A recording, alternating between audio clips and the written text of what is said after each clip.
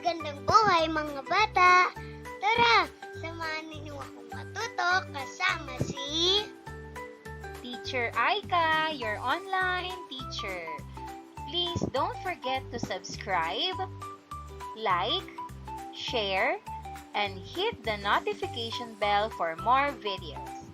Thank you! Revised K-12 Curriculum, Araling Panlipunan, Grade 5, Quarter 4, Lesson 2. Ang ating aralin ngayong araw ay tungkol sa mga pandaigdigang pangyayari na nagpausbong ng nasyonalismong Pilipino.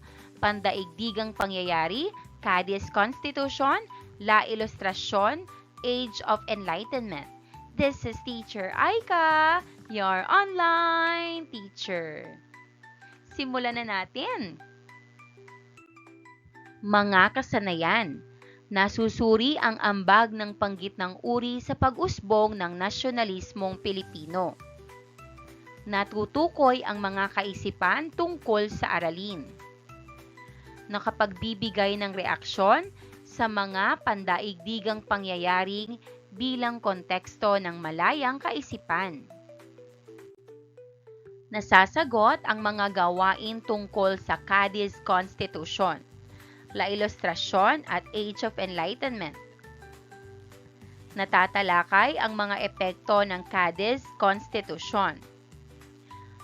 Nakapaglalahad ng refleksyon sa kaisipang liberal sa pag-usbong ng nasyonalismo. Unang araw. Munting balik-aral, gawain bilang isa. Isipin, ugnay, ibahagi. Sa pamamagitan ng dalawahan o tatluhan ay dapat nabigyang diin ang pagbibigay ng kahulugan o ugnayan ang awitin sa mga iba't ibang larawan. Kinakailangan ring ibahagi mo ang iyong opinyon tungkol dito.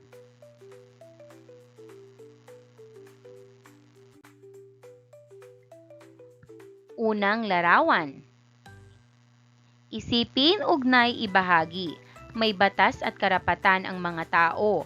Mahalaga ito para sa kalayaan. Pangalawang larawan, ipinapakita ang buhay noon. Mahalaga ito sa kasaysayan. Pangatlong larawan, gumagamit ng isip at kaalaman. Nakatulong sa kalayaan ng tao. Munting balik-aral, gawain 2, KWHL chart. Ikwento, wariin, hanapin, lagumin. Panuto, hinihingi ng makikitang chart sa ibaba ang iyong inisyal na pag-unawa patungkol sa aralin. Punan ang hinihinging impormasyon sa bahaging K, W at H. Unang column, ano-ano ang nalalaman ko? K. May mga pandaigdigang pangyayari na nakaimpluwensya sa nasyonalismo ng Pilipino. Pangalawang kolum, ano-ano ang gusto ko pang malaman? W. Gusto kong malaman kung paano nakaapekto ang mga ito sa mga Pilipino. Pangatlong kolum, paano ko pa ito matututunan? H. Sa panonood ng video, pagbabasa at pakikinig sa guro. Gawain bilang 3, tuklasin natin. Panuto, tingnan ang larawan sa ibaba, suriin ng mabuti pagkatapos ay sagutin ang mga sumusunod na tanong. Narito ang larawan. Tingnan mabuti at ibahagi sa klase kung ano ang inyong nakikita.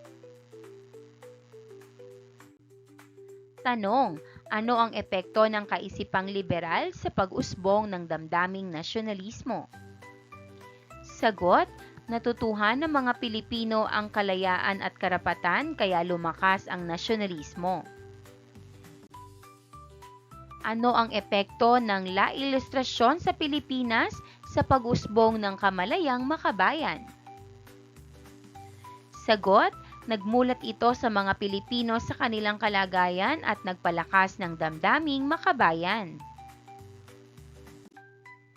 Gawain bilang 4. Ating alamin. Suriin ang larawan na sumasalamin sa isinagawa mong naunang gawain. Humanap ng kapareha at inyong pag-uusapan o sasagutan ang sumusunod na katanungan.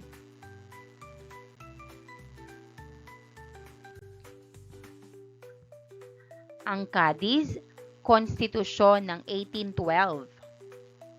The Age of Enlightenment. At La Ilustrasyon Filipina. Tanong 1. Ano-ano ang napapansin ninyo tungkol sa mga larawan? Sagot, ipinapakita ang batas, edukasyon at bagong kaisipan. 2. Bakit mahalaga ang mga pangyayaring ito? Sagot, nagbigay ito ng karapatan at kamalayan sa mga Pilipino. 3. Ano ang nagbago? Ano ang nagpatuloy? Sagot, nagbago ang isip ng tao, nagpatuloy ang paghahangad ng kalayaan.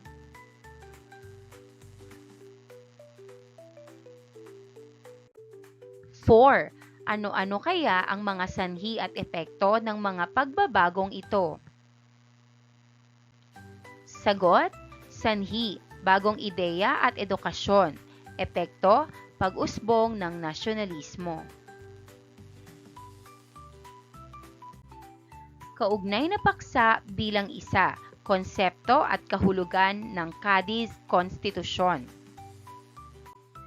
Cadiz Konstitusyon ng 1812 ay nilikha bunga ng hangarin ng Spain na wakasan ang mga pang-aabusong dala ng sistemang konserbatibong umiiral sa kanilang bansa.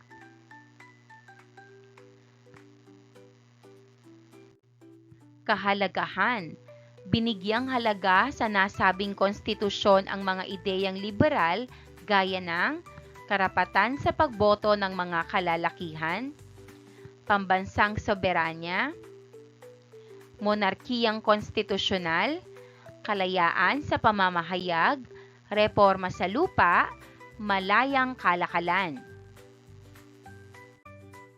Ventura de los Reyes, isang mayamang Pilipino na ipinadala sa Cadiz at nahalal bilang kinatawan.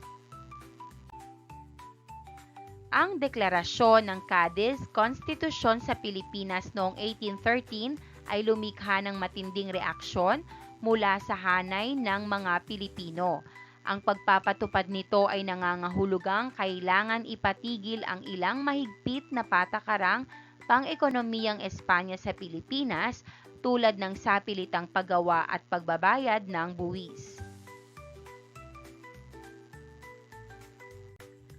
Pagkalipas ng isang taon ay idineklara ni Gobernador General Jose de Gardoqui Jaraveitia ang pagbawi sa pagpapatupad ng konstitusyon sa Pilipinas sapagkat hindi kakayaning masuportahan ng kolonya ang mga pangangailangan ng pamahalaang Espanyol sa Pilipinas kung ititigil ang pangongolekta ng buwis. Hindi man nagtagumpay ang tangkang ipatupad ito sa Pilipinas, nagkaroon ito ng epekto sa pamamahala ng Espanya sa Pilipinas.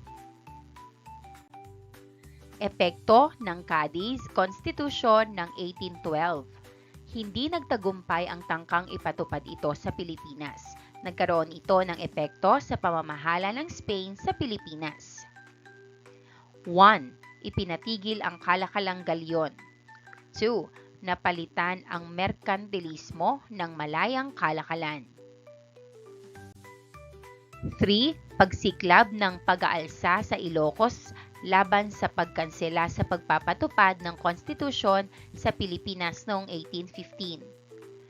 4. Paglaganap ng mga bagong kamalayang bunga ng Enlightenment sa Europe, lalo na sa hanay ng mga Pilipinong kabilang sa panggitnang uri na nagkaroon ng pagkakataong makapag-aral sa Europa pagsabit ng ika-19 na siglo. Pamproseso at pangunawang katanungan. Ano kaya ang dahilan bakit nilikha ang Cadiz Constitution?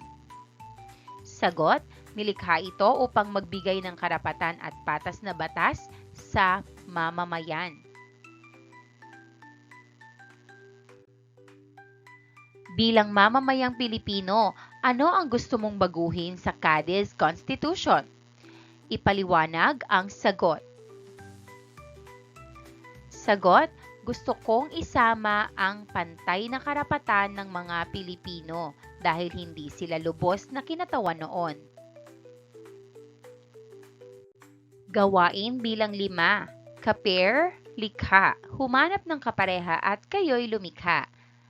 Kayo ay lilikha ng isang bagong konstitusyon na nakabatay sa mga prinsipyo ng Konstitusyong Cadiz at mga pangangailangan ng kasalukuyang panahon. Tukuyin ang mga pagbabago at pagpapalakas na maaaring isagawa sa orihinal na konstitusyon. Halimbawang sagot. 1. Cadiz Constitution. 1. Isama ang pantay na karapatan ng lahat ng mamamayan. 2. Bigyang lakas ang boses ng mga Pilipino sa pamahalaan. 3. Ipagkaloob ang kalayaan sa pananalita at edukasyon. 4. Protektahan ang karapatan ng kabataan at kababaihan. Ikalawang araw, kaugnay na paksa bilang 2. La Ilustrasyon. Mga pandaigdigang pangyayari, pagpapalaganap ng kaisipang La Ilustrasyon, paglipas ng merkantilismo at pagwawakas ng kalakalang galyon. Nakaimpluwensya sa pagbubukas ng Suez Canal, pagkakaroon ng liberal na pinuno, at pag-usbong ng panggitnang uri. Pag-usbong ng kamalayang pambansa at pakikibaka. La Ilustrasyon o Age of Enlightenment. Ito ay maituturing na mahalagang panahon ng paghahanap ng katotohanan at pag-angat ng antas ng pag-iisip at pamumuhay sa pamamagitan ng pagpapaunlad ng pamahalaan, infrastruktura at mga institusyon ng lipunan. Maaari din itong ituring bilang isang kilosang intelektual na umunlad sa Europe noong ika-18 siglo, bunga ng pagtatangkang kumawala mula sa Middle Ages, o ang panahon ng pamamayani ng pamahiin, bulag na pananampalataya at kawalan ng rason. Pananaw sa agham at karunungan. Ang La Ilustrasyon ay nagtampok ng pagsulong ng agham at karunungan.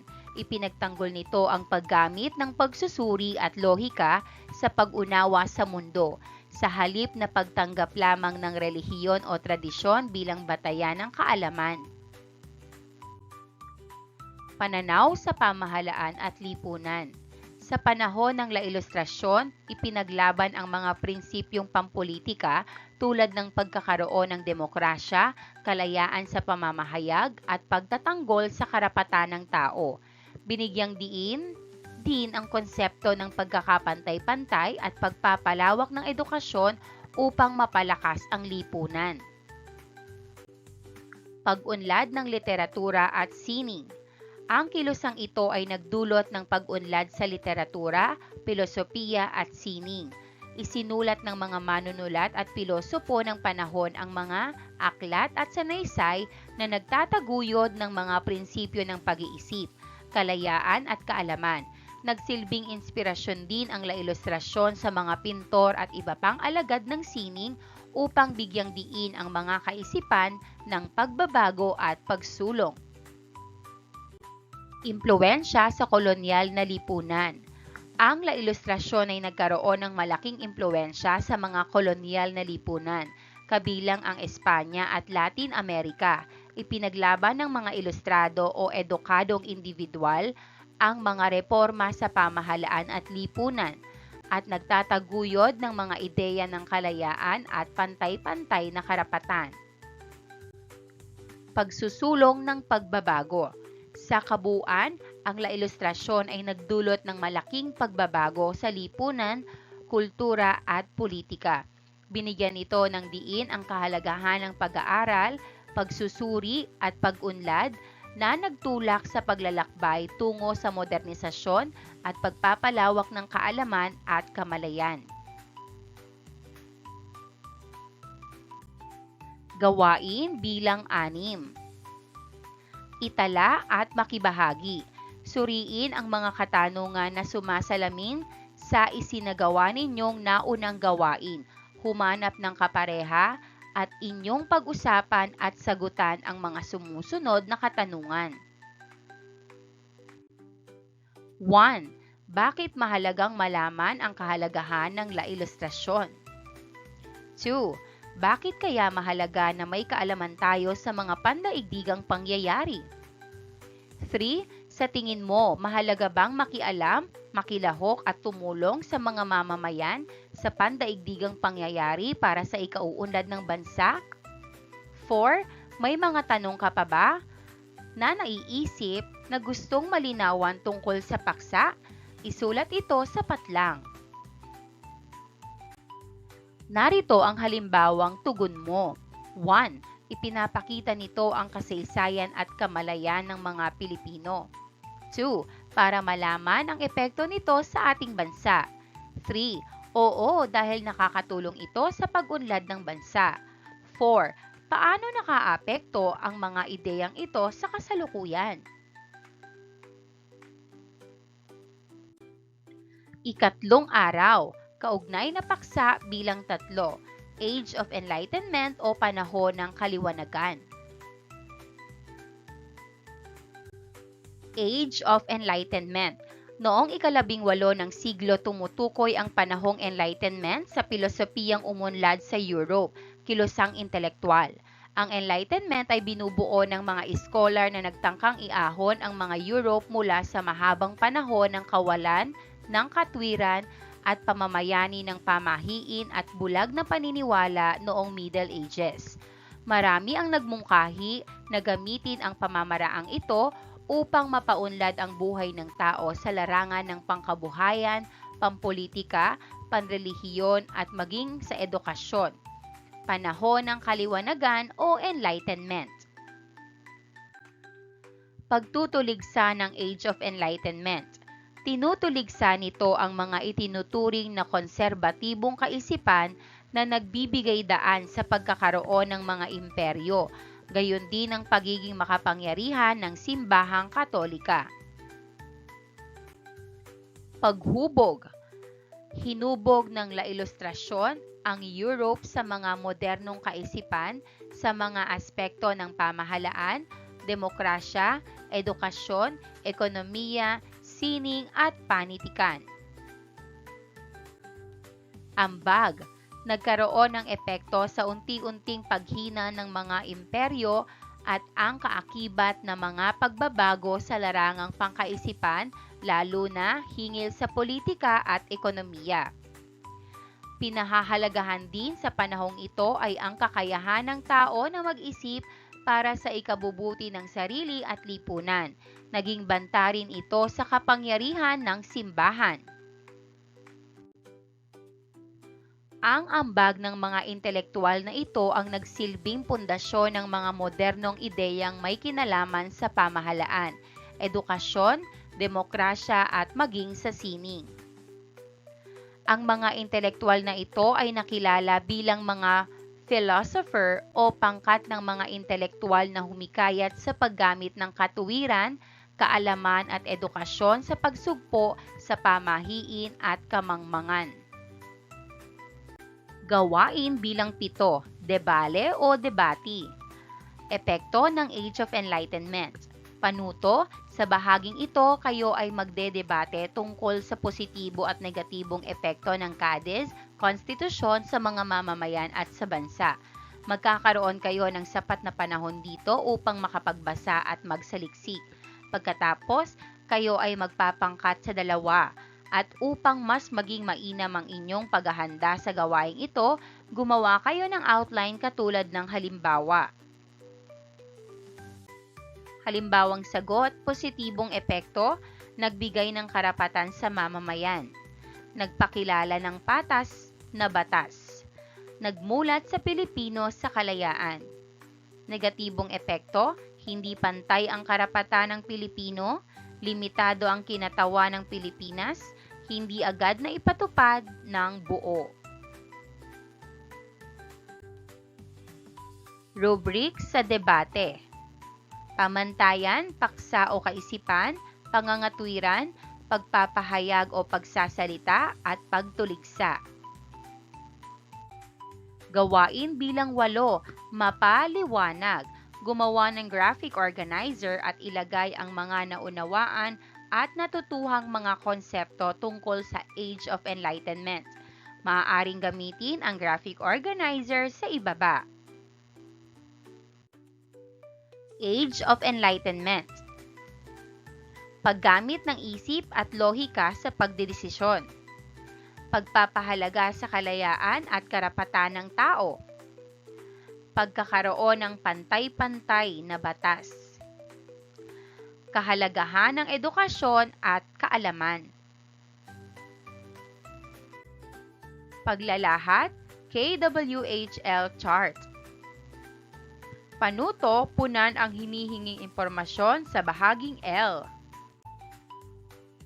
Ano-ano ang natutuhan ko? L. Nakatulong ang Cadiz Constitution, la Ilustrasyon at Enlightenment sa pagbuo ng nasyonalismo.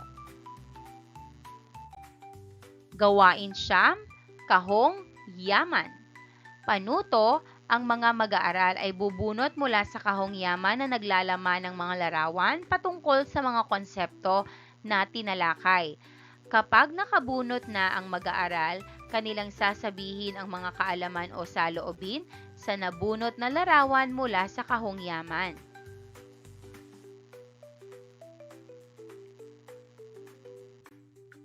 Gawain 10, emoji exit ticket.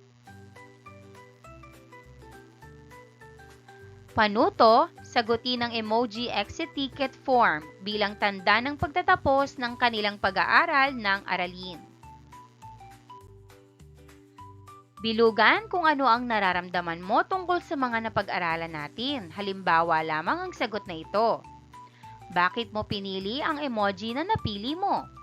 Sagot, masaya ako dahil marami akong natutunan tungkol sa nasyonalismo. Magsulat ng isang katanungan na gusto mong itanong sa susunod na klase.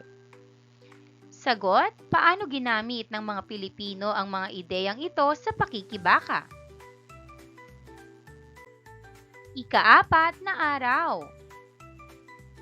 Pagtataya, gawain 11, tayahin ang nalalaman. Panuto, basahin ang mga pangungusap at piliin ang salita o impormasyong bubuo sa diwa nito. Isulat ang letra ng tamang sagot sa iyong kwaderno.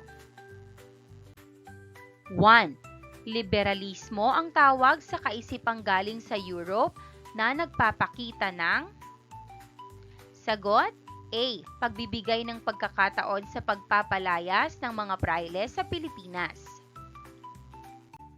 2. Nang binuksan ang Suez Canal, napaikli sa isang buwan ang paglalakbay mula sa Europe patungo sa A. Maynila. 3. Itinaguyod ng French Revolution ang konsepto ng B. Kalayaan, pagkakapantay-pantay at kapatiran. 4. Ang deklarasyon ng Cadiz Constitution sa Pilipinas ay nangyari noong C. 1813. 5. Ang hindi ganap na naipatupad noong Cadiz Constitution sa Pilipinas ay nagdulot ng iba't ibang reaksyon sa mga Pilipinong katutubo ng Sarat, Ilocos Norte noong A. 1815. 6. Ang patlang ay nagbigay daan upang matigil ang kalakalang galyon noong 1815. Sagot, C. Cadiz Constitution. 7.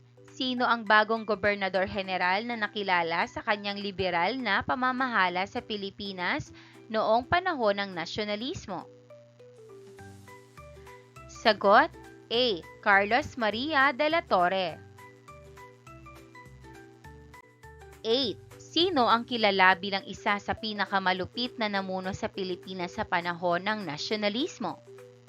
Sagot, B. Gobernador General Rafael de Izquierdo. Pagsasanay B. Panuto, basahing mabuti ang bawat pangungusap, isulat ang tama kung ang pangungusap ay nagsasabi ng katotohanan at mali kung hindi. Isulat ang sagot sa unahan ng bawat pangungusap. 9. Ang barter trade ay isang uri ng transaksyon sa pagpapalitan at pagtutumbasan ng produkto. Sagot, tama. 10. Ang lahat ng Espanyol ay pabor sa kalakalang galyon. Sagot, tama. 11. Ang deklarasyon ng Cadiz Constitution ay isa sa mga salik na nagpahina sa kalakalang galyon. Sagot, mali. 12. Ang barter trade ay isang uri ng transaksyon sa pagpapalitan at pagtutumbasan ng produkto. Sagot, tama. Gawaing 12, Forum for Us. Panuto, kayo ay mapapangkat at bawat pangkat ay pipili ng aspeto ng pampolitika, panlipunan, pangkultura o pang-ekonomiya na naimpluwensya ng La Ilustrasyon. Gagawa kayo ng ulat tungkol sa napili ninyong paksa at inyong tatalakayin ito sa klase.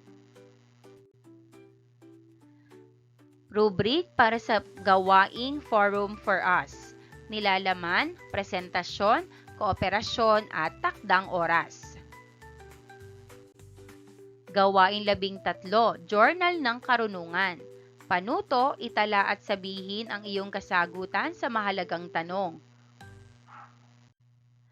Tanong, isa sa pinakatampok noong pandemya ay ang pagsulputan ng mga halaman kung saan usong-uso ang barter o pagpalitan ng mga produktong halaman. Bilang isang mag-aaral, paano mo mapapanatili ang isang maayos na kalakalan? Sagot, mapapanatili ko ang maayos na kalakalan sa pagiging matapat sa pakikipagpalitan, pagbibigay ng patas na halaga at pakikitungo ng may respeto sa iba.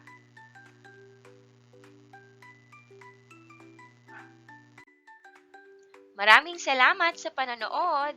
Huwag kalimutang i-like at mag-subscribe para sa higit pang educational content. I-click ang bell icon para ma-update ka sa ating mga bagong video. Salamat!